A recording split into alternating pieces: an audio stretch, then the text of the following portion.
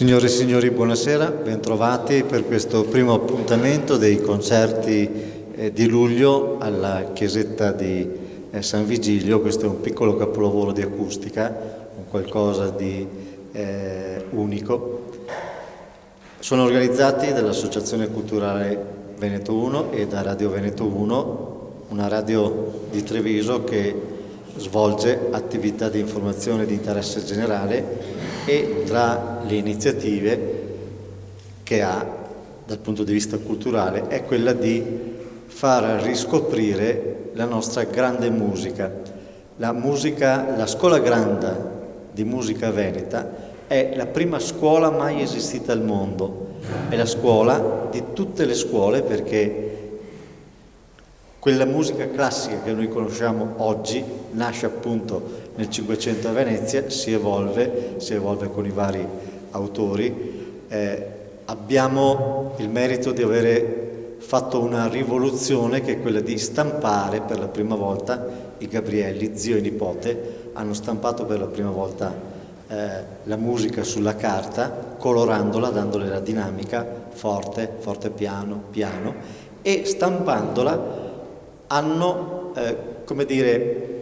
decretato quella rivoluzione democratica della musica. Chiunque poteva prendere un pezzo di carta e portarsi la musica a casa e riproporla. Da qui è nata la scuola, tutti i grandi interpreti sono venuti nella nostra terra ad imparare a far musica, e noi siamo andati in giro per il mondo ad insegnare. Per dire, Lucchesi di Motta di Livenza è stato il maestro di Ludwig van Beethoven nonno. Non lo scrivono, ma è stato anche Ludwig van Beethoven, quello che conosciamo, allievo di Lucchesi. Salieri è stato il maestro di Mozart. Da Ponte è stato il librettista di Mozart. Diciamo, la musica noi l'abbiamo nel sangue, perché forse non lo sapete, ma dopo Vespro in piazza, nel piazzale della chiesa, si ballava la pavana. Erano strumenti come questi e la gente ballava una specie di minuetto che è stata proibita nel 1866 perché faceva aggregazione, quindi è diventata reato di adunata sediziosa. E così ci hanno cancellato dalla mente quella che è la storia della nostra musica. Noi dobbiamo essere molto orgogliosi di quello che abbiamo. Ecco che una radio deve anche, così, umilmente, avere un ruolo, quello di riportare la nostra grande musica in mezzo alla gente. Iniziamo il concerto con un brano di Mozart, e a quanto è dato a capire Mozart non è che amasse particolarmente il flauto. Ciò non toglie che il quartetto in re maggiore K285, che andremo ad ascoltare tra poco, sia il primo di una serie che compose per compiacere ad un ricco mercante olandese, un po' controvoglia, per fare cassetta, ma diciamo è una serie di concerti che non ha mai terminato. Scrisse però un brano a dir poco delizioso, nel quale il flauto è un raffinato protagonista di inaspettate emozioni, in tutti e tre i tempi. Noterete come l'allegro iniziale, viola e violoncello solo, si limitano ad accompagnare ritmicamente, e solo al violino è concessa una qualche battuta alla pari del flauto. L'adagio in si minore è qualcosa di sublime, non a caso è annoverato tra i più bei tempi della musica per flauto di sempre.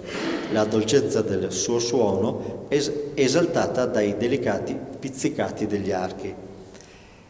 Il quartetto si conclude con un rondò piuttosto impegnativo per violino accompagnamento, che fa da sfondo al deciso protagonismo del flauto, quasi volesse affermarsi su di esso.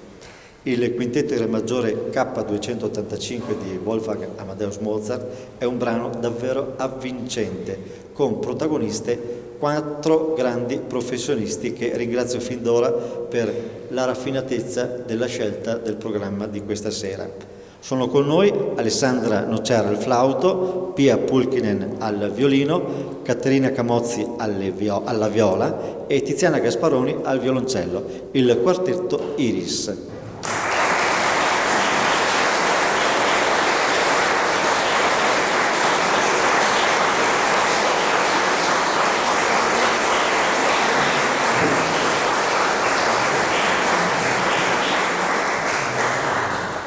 Non mi rimane che augurarvi buon ascolto.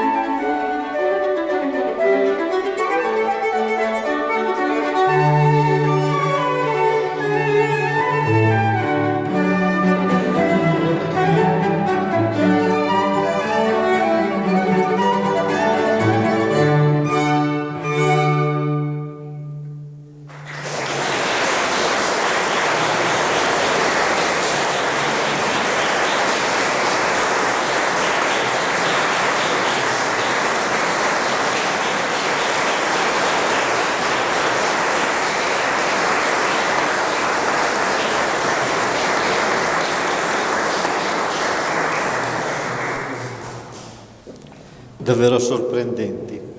Tocca adesso ad un altro grande autore, un altro degli artefici dell'esportazione di questo nostro nuovo modo di fare musica, Johann Sebastian Bach.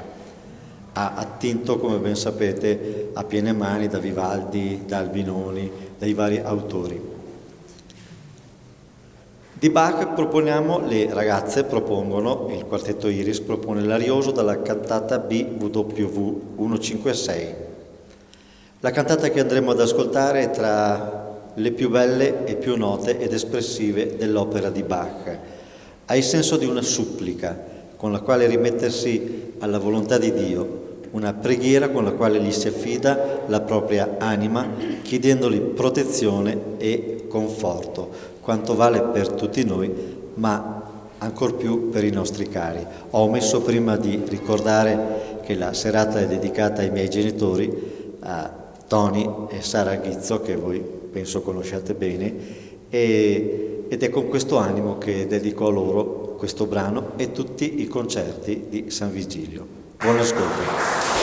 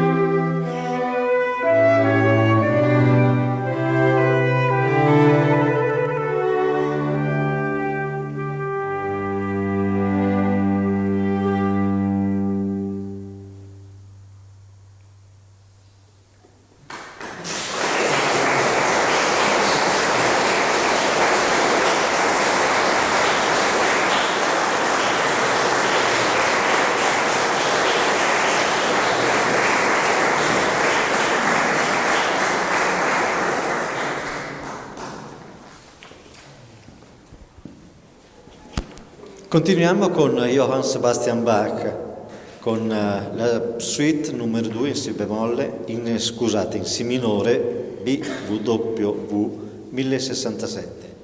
Dopo l'ouverture, la suite numero 2 prosegue con un rondeau in tempo di gavotta, danza piuttosto marcata nella quale Bach si rifà allo stile francese.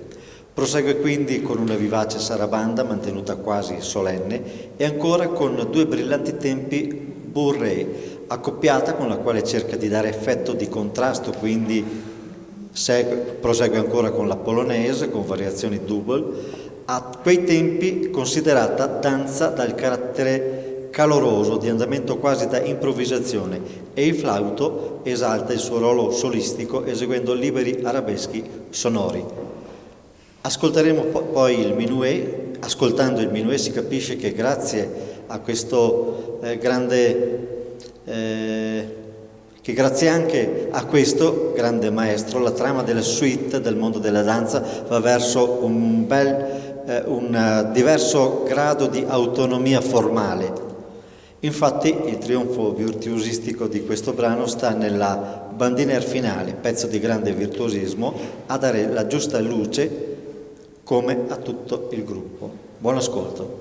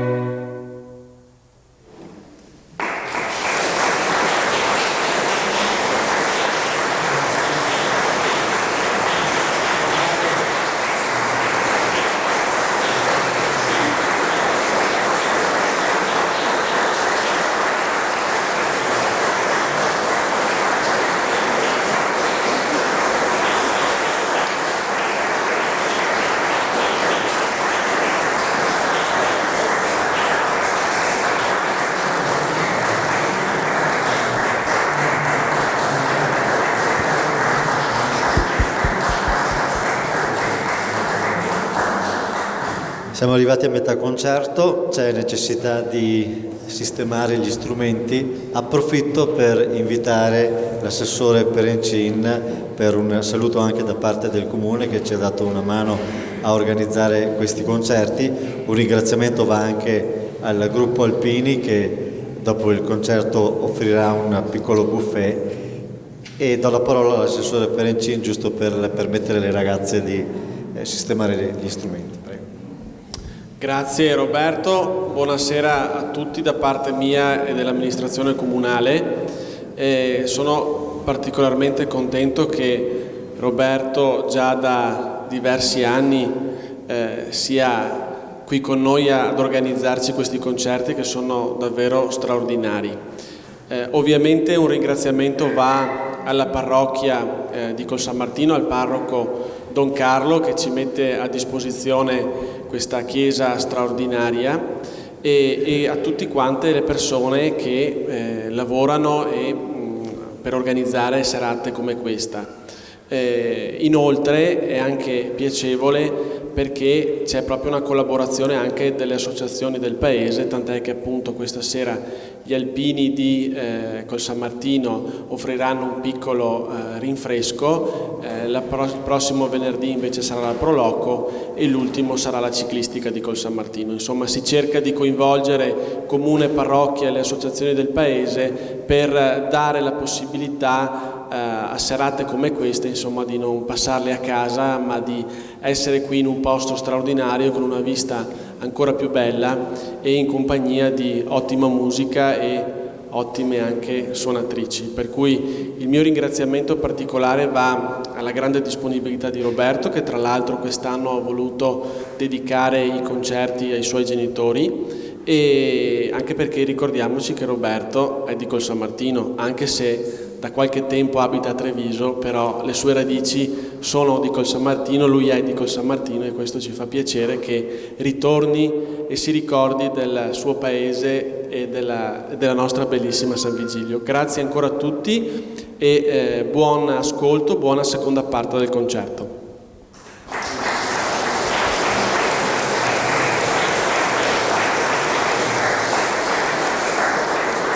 Grazie all'assessore. Il mio ringraziamento va anche a Don Carlo e va anche a un ospite eccezionale che abbiamo questa sera, un grande artista di livello internazionale che è Carlo Pagliana, che ha voluto onorarci. Grazie Carlo per la tua presenza.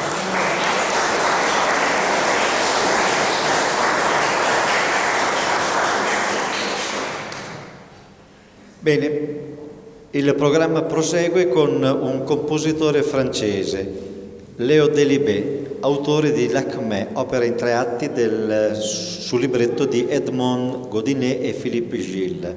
La trama è tratta da una novella di fine Ottocento, Raoult ou le mariage de Loti, di Pierre Loti.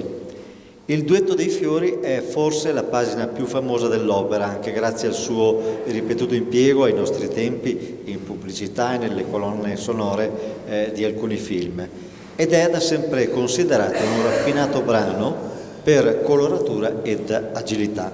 Un'altra raffinatissima scelta di queste 4 fantastiche ragazze, il quartetto Iris, Alessandra Nocera al flauto, Pia Elina Pulkkinen al violino, Caterina Camozzi alla viola e Tiziana Gasparoni al violoncello. Buon ascolto.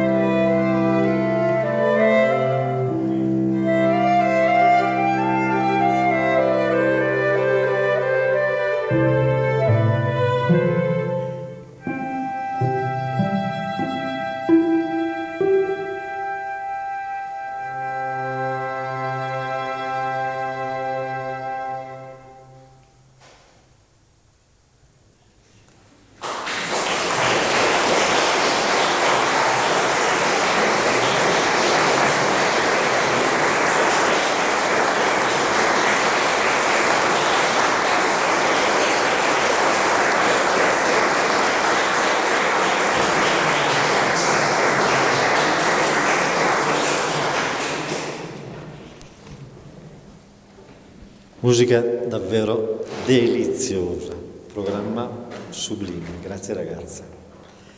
Tocca adesso un altro brano di Mozart, Voi che sapete. Voi che sapete cos'è l'amor, donne, vedrete s'io l'ho nel cor. E mi fermo qua. René Leibowitz, dopo il trionfo di Praga, succeduto al fiasco dell'esordio di Vienna, scrisse di questa composizione: l'arte raffinata di Mozart raggiunge la più alta maestria nella costruzione dei concertati, superando ogni esempio precedente per la sua capacità di conferire a questo campo una nuova dimensione.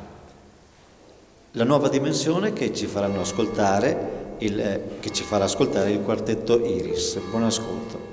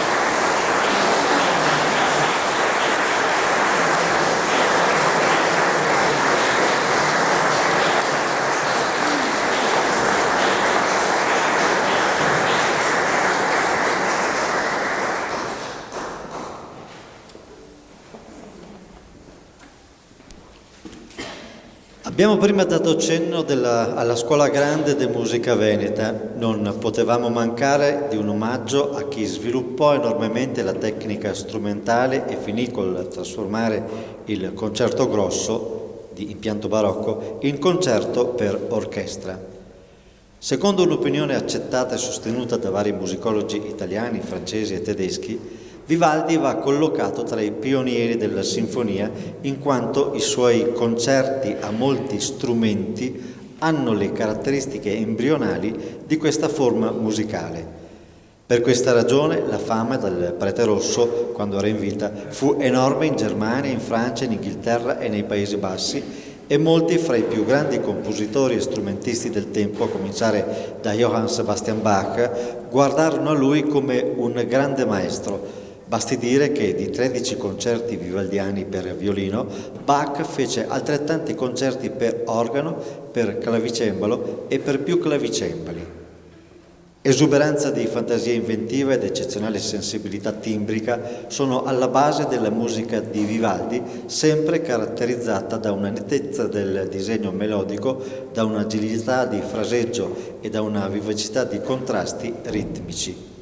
La sua scrittura musicale è sempre chiara e trasparente, sia nei tempi lenti che in quelli allegri. Certi adagi dei suoi concerti rilevano una sorprendente concentrazione emotiva e una efficace essenzialità espressiva, così da raggiungere quella nuovissima maniera di composizione tanto esaltata dal grande flautista Johann Joachim Quantz, che aveva ascoltato Vivaldi in un concerto da questi tenuto a Roma. Di Antonio Vivaldi, il concerto 11°, opera 3.11. Lo interpreta il quartetto Iris, ovvero Alessandra Nocera, Pia Pulkkinen, Caterina Camozzi e Tiziana Gasparoni. Buon ascolto.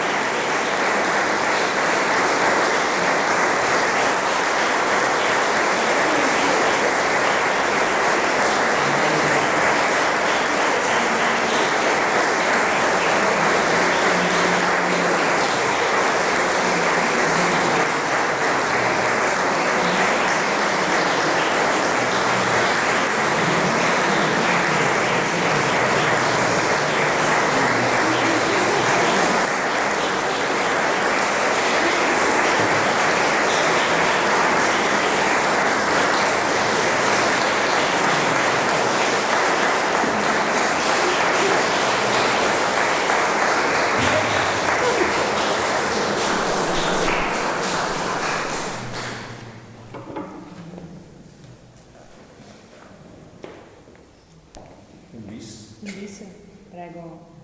Un bis, se lo presenta lei. Certo. Eseguiremo l'ultimo tempo della suite di Bach dalla La Badinerie. Thank you.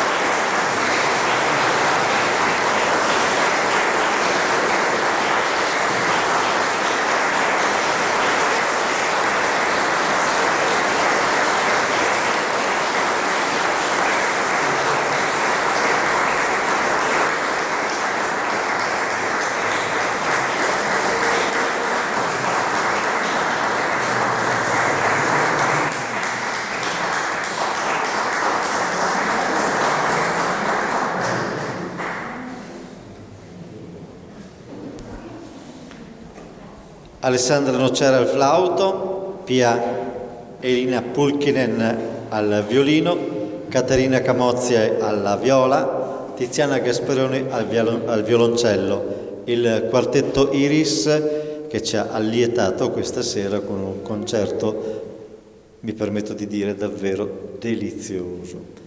Io ringrazio voi per esservi scomodati, per essere venuti. L'appuntamento è per venerdì prossimo, chissà perché ho il giovedì in testa, venerdì prossimo con Paolo Tagliamento e Giuseppe Barutti, altre due firme pesanti come le professoresse che si sono esibite questa sera, e grazie per essere presenti. Alla prossima.